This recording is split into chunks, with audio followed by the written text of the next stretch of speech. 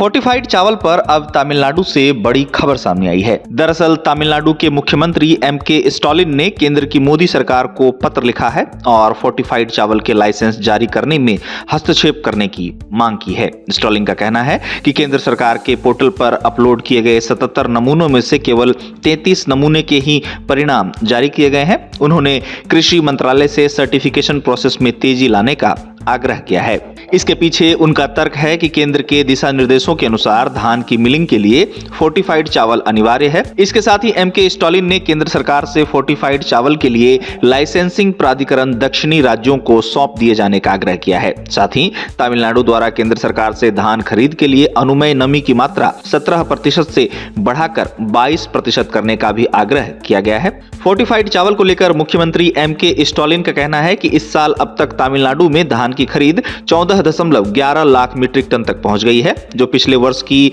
इसी अवधि के 4.81 लाख मीट्रिक टन से काफी अधिक है। राज्य ने 16 नवंबर तक 1932 डीपीसी के माध्यम से 1.86 लाख किसानों को 3,559 करोड़ रुपए वितरित किए हैं। स्टालिन ने कहा कि पिछले वर्ष इसी अवधि में 1095 डीपीसी के माध्यम से 4.83 लाख टन की खरीद हुई थी। मुख्यमंत्री को उम्मीद है कि खाद्य विभाग के अनुमानों के अनुसार खुले बाजार में कुल स्टॉक 98.25 लाख मीट्रिक टन हो जाएगी, जो मिलिंग के बाद 66.81 लाख टन चावल के बराबर होगा। इसी कड़ी में स्टालिन ने अपनी बात रखते हुए कहा कि तमिलनाडु ने पहले केंद्रीय उपभोक्ता मामले, खाद्य और सार्वजनिक वितरण मंत्रालय से अगस्त में निर्धारित 20 लाख टन भंडारण सीमा को कम करने की सिफारिश की थी। तमिलनाडु में धान की खेती में इजाफे को लेकर स्टालिन ने केंद्र सरकार से चालू खरीफ सीजन के अंत में चावल रूपांतरण मात्रा को संशोधित करने का भी आग्रह किया है। स्टालिन ने इसके साथ ही धान में नमी को लेकर